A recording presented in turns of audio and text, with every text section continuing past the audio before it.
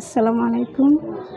সম্মানিত সুপ্রিয় শ্রোতামণ্ডলী, আসসালামু আলাইকুম। দেশ ও দেশের বাইরে থেকে যারা আমাদের ইউটিউব চ্যানেলটি দেখতেছেন তাদের সবাইকে আন্তরিক প্রীতি ও শুভেচ্ছা জানিয়ে শুরু করতেছি আজকের ভিডিও। দর্শক, আজকে আমরা আমাদের ভিডিওতে একজন অসহায় মানুষকে নিয়ে আসছি। তার জীবনে কিছু কথা আপনাদের মাঝে তুলে ধরবো। দর্শক, ভিডিওটা না টেনে সম্পূর্ণ দেখলে আপনার ফোন নাম্বারটি ভিডিওতে পাবেন। আসসালামু আলাইকুম। ওয়ালাইকুম আসসালাম। ভালো আছেন? হ্যাঁ, আলহামদুলিল্লাহ ভালো আছি মোটামুটি। মোটামুটি আছেন। নাম কি আপনার? আমার নাম সাথী। সাথী। সঙ্গী আছে?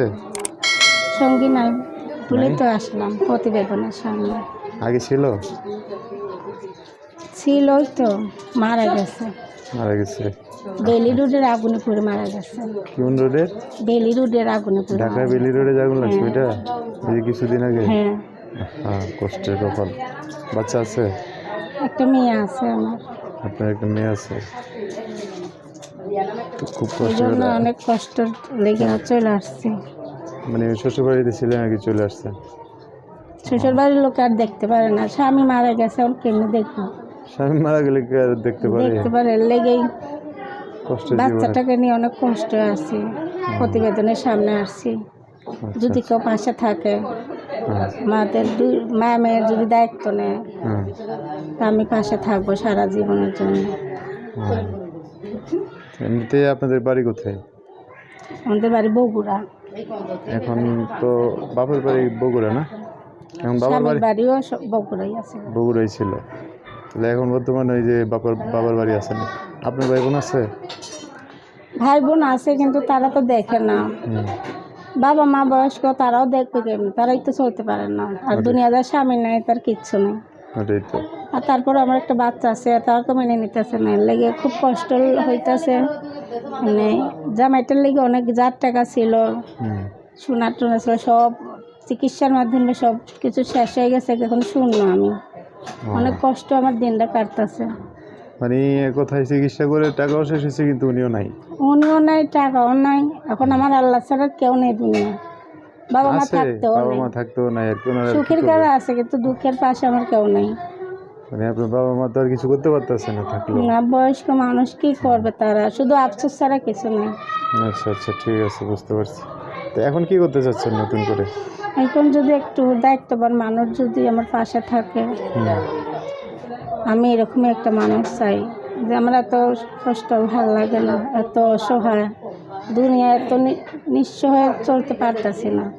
যেখানে যাই সেখানে শুধু অনেক কথা শোনায়, বাচ্চাটা চেয়ে কাজকর্ম যাইতে পারতেছি না।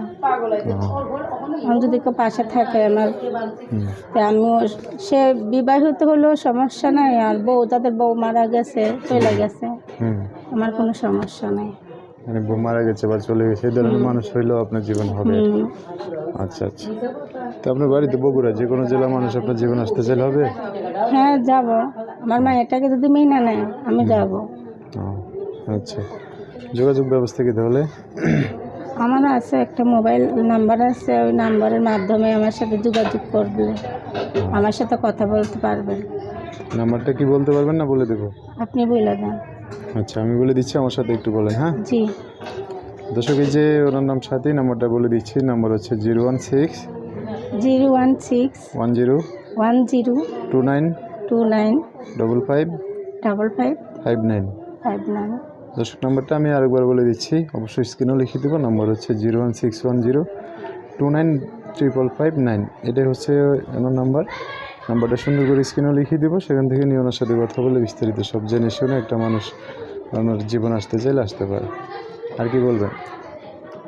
আর কিছু বলবেন? আমি দেশ ও প্রবাসী সবাই মানে উদ্দেশ্য করে বলতেছি, ভাই, অসহায় লেগে আমি এই প্রতিবেদনে আসছি। অনেকে আছে ভালো মন্দ সব নিয়ে আসে, কিন্তু সবার জীবনে এক এক রকমেরই ঘটনা থাকে। কিন্তু আমার জীবনের যে ঘটনা, এটা রিয়েলি সত্যি সত্যি, বুঝছেন? আমার ভিতরে কোনো ফেক নাই। আমি সত্যি একটা যদি মনে মানুষ পাই, সারা জীবন তার সেবা যত্ন করে আমার যাতে খেয়াল রাখে, আমিও তার খেয়াল রাখবো। আর নিজেদের প্রতি যত্ন নিয়েন। আর খারাপ কমেন্ট, এটা মন্তব্য করবেন না। আমার এটা অনেকেই খারাপ বোঝে। আচ্ছা, ঠিক আছে, ওকে।